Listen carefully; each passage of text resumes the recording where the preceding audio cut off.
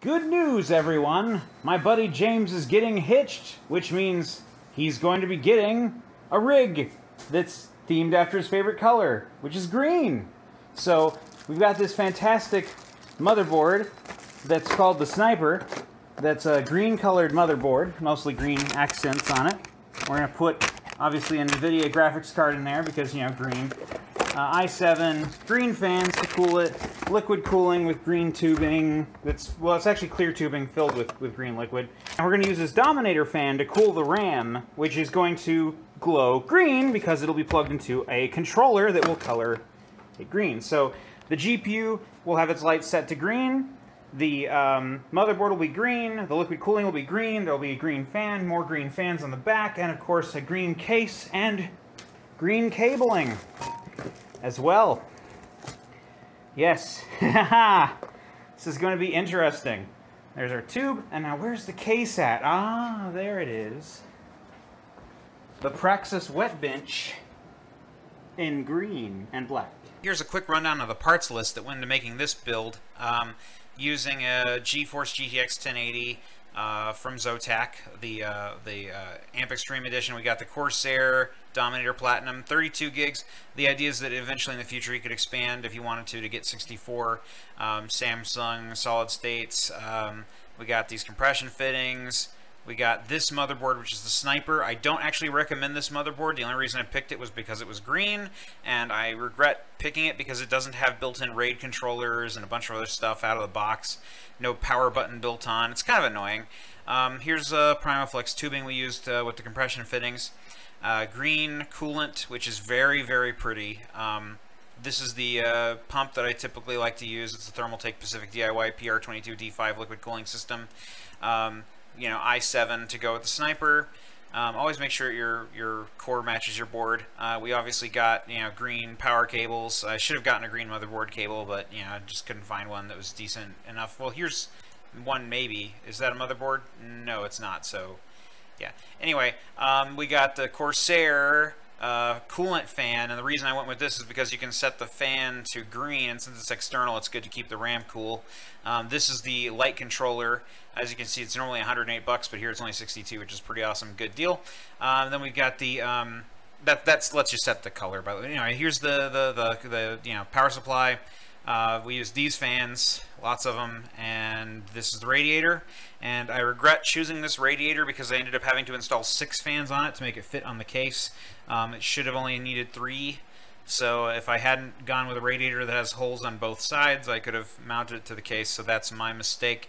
Oh, and the case, obviously, is the Praxis Wet Bench, which is awesome and comes in a lot of different colors. So without further ado, let's put the thing together, shall we? For this build, all we're going to need is a standard screwdriver and a wrench, hopefully one that can adjust, and a funnel. That should be all the tools we really need to get this sucker done. Everything else comes out of the box. So, say hello to your Wet Bench, which is a very fantastic case that's not really intended to long-term hold the machine, but we're going to modify it so that it can.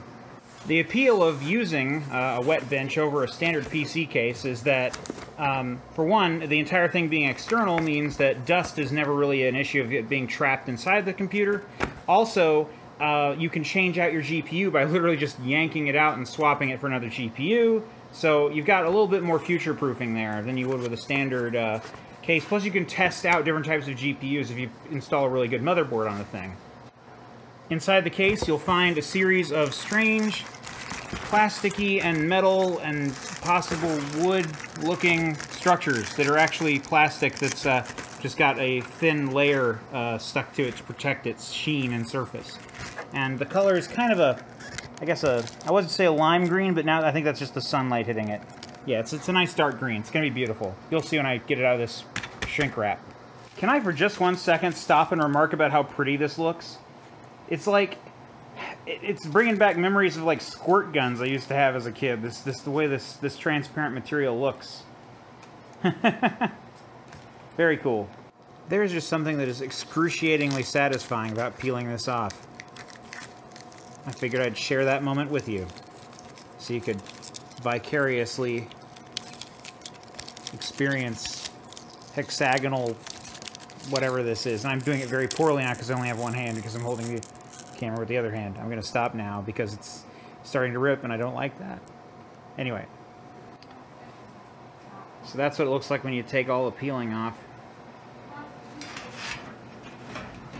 And that's how it looks when placed against the background.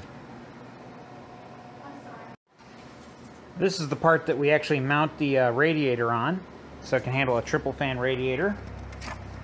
Hard drive cases. I genuinely can't remember what these are for, but I think it's a shelf that goes in the middle or something like that. And, oh yeah, all the parts. All the dang parts we could ever need or want. And they're very nicely labeled in little, little pouches, so that's cool. And then, of course, the sides of the case, which these pieces will go up against. Here you can see how the fan mount gets mounted on the back, and the front can be also mounted on the front. It all comes apart very easily, so it's great for modular building and for swapping out parts and for easily getting to cables, and that's why it's one of my favorite cases to work with. Alright, so now we're getting out the motherboard. Let's see how pretty it looks. Ah, it's just lovely. Just look at it. Well, I'm going to take that off when I put in the processor.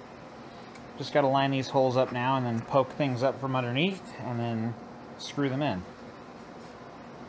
So this is the part where it basically becomes a slideshow. As you can see, I was very organized, made sure everything was nice and neatly kept, and I went about just attaching the motherboard, and then I attached the, using 2 screws for each of the little clamps on the side, the coolant tank. I attached coolers, and then attached the radiator, and did a lot of cabling, and it was very simple. Just used all the top slots, attached the light controller, then attached the RAM cooler. Then finally the GPU just happened to arrive in the mail the next day, so then I attached the GPU, and then I attached the hard drives.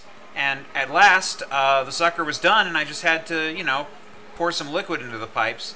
The one thing that I have to say is really nice about this board is that it can do SLI, but everything else about it is just awful. But I just want to share my experience with you. It was finally ready to power on, so I figured, okay, I'll give it a test drive. It obviously ground because there was no liquid. So I started pouring the liquid, turning the pump off and just letting it fill up. I mean, you don't want to just run your pump and start filling it. But I eventually got it to a level where I was like, okay, it's high enough. Let's see what happens when I turn it on and it pushes liquid through the radiator. Just because sometimes this is where you realize you've made a terrible, horrible mistake, which I exactly did right here. So get ready for it. Here it comes. Power on. And oopsie daisies. Those little plastic caps don't work well when you're fighting against gravity, and I don't know what I was thinking. So obviously I replaced them with metal caps, which I just happened to have on backup in a box. I had not originally bought them for this project. I had them from a previous build, and I'm very glad I had them sitting around in a box somewhere. So this here's our lucky PC owner who doesn't like being on the spot all of a sudden. No. What are your thoughts on the machine, buddy? It's green. Why is it green? No, I'm just kidding. It's so green. Well, we can change the color. We just have to tap this little button on the underside, and we can change the color of the interior fans. Yeah, there we go. Now they're red. Now it's broken. Now they're blue. Back to white. Oh wait, green. There we go. Nice. That's the one. Dude, yeah, you spent a lot of time on this. Yeah. Looks really good. And I'm glad it's not leaking, but when it was leaking, it was the prettiest leak ever. Oh, by the way, don't forget to take the extra fluid. Oh yeah. To top yourself off if you should need Talk to. about wet bench. You said. Yes, it is a wet bench. Yes, it is. It's the name. So. And since it was leaking, It did get wet. It was very pretty though. Like seriously, like little globs of green, glowy goodness, man. collected here, and it was so neat.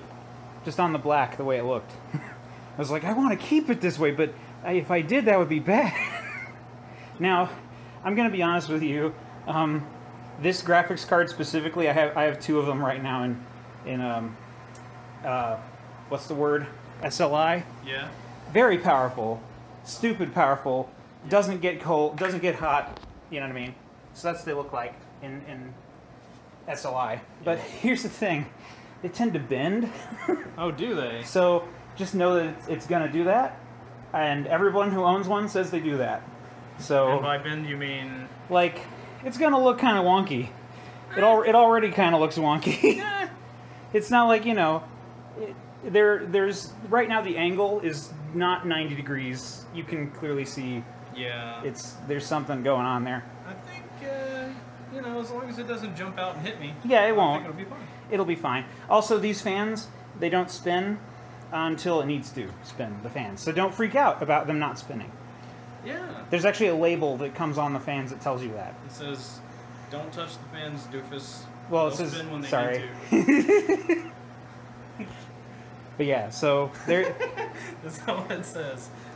Yeah. So it's saying that we need to have .NET Framework 3.0 Okay. for this RAID controller. Okay. Do you have the network driver working?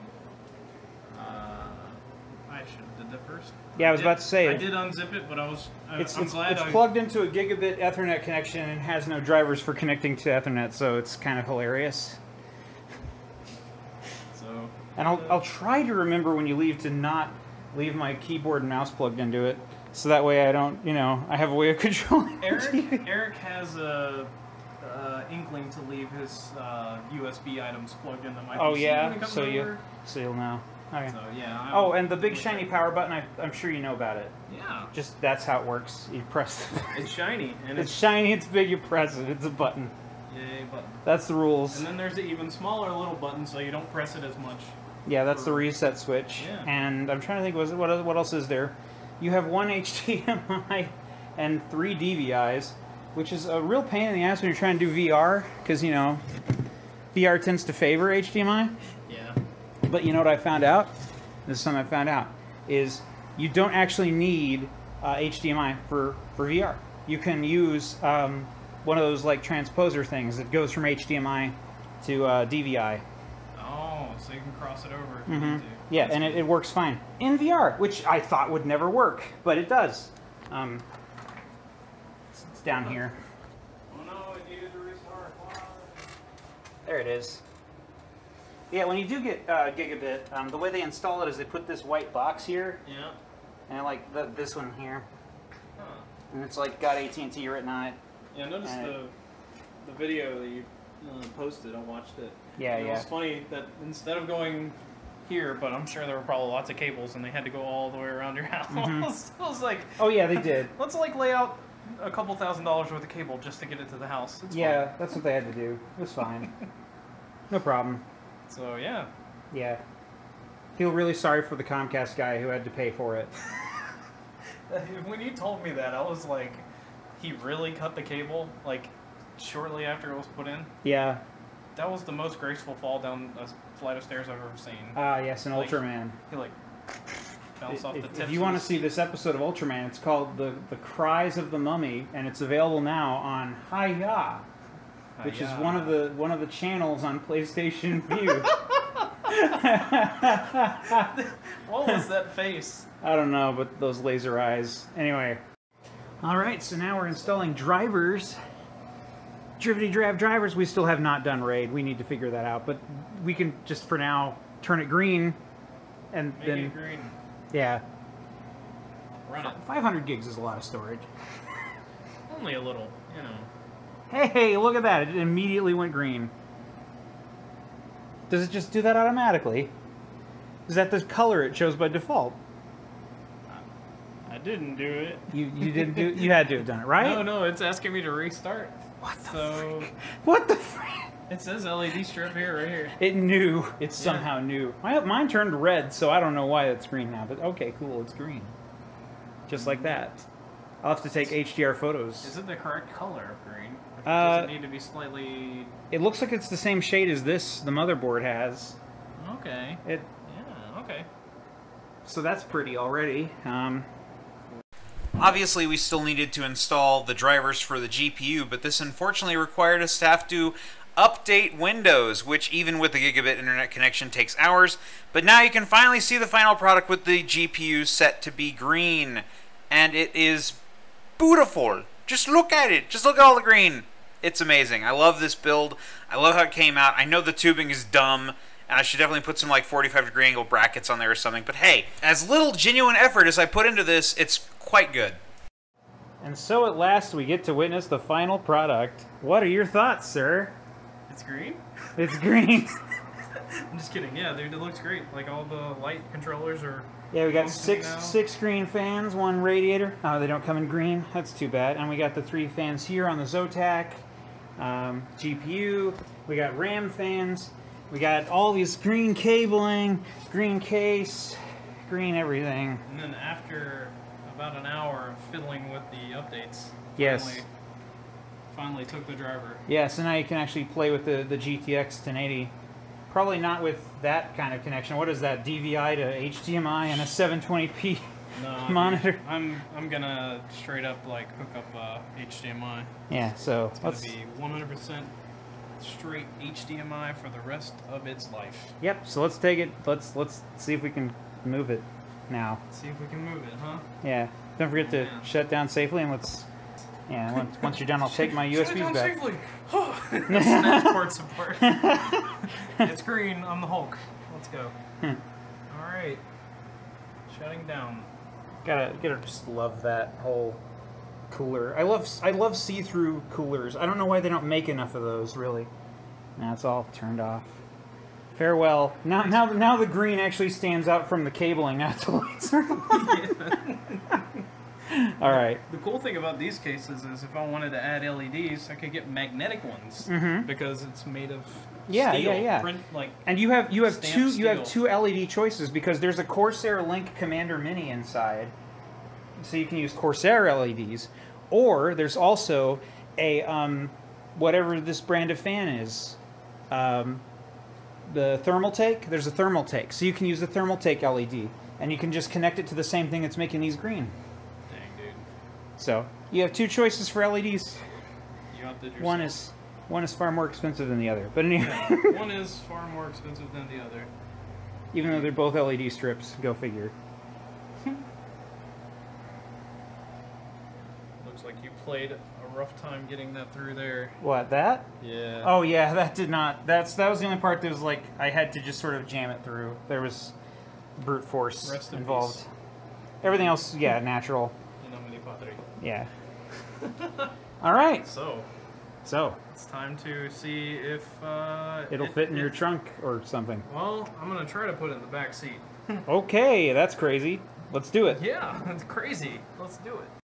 Well, hey there, folks and people in the world. I bet you're excited for even more content coming to this channel. Well, I've got a special announcement that's going to blow your mind and rustle your jimmies like nothing that's ever been said before by anyone on the planet. Are you ready? You ready? You ready? I'm going to say it. I'm going to say it. Here it comes. More content coming soon. Ah! I know it's been like a long time since I've posted anything. I'm really sorry about that. So, hey, let's try to make up for it by making more stuff about things like, I don't know, Overwatch. Do you like Overwatch? I just got that. I haven't bothered playing it yet, but I'm sure I will have no problem catching up to the meta or what everybody else is doing in it or adjusting to any of the weird new mechanics that have happened since the beta when I last played. Anyway, yeah, more videos coming soon, so be sure to press the button that's probably in the middle of the screen right now. That is the subscribe button. Press it. You're gonna press it. Press it for me. Please, please, please. Will you do that? That'd be great. Love you.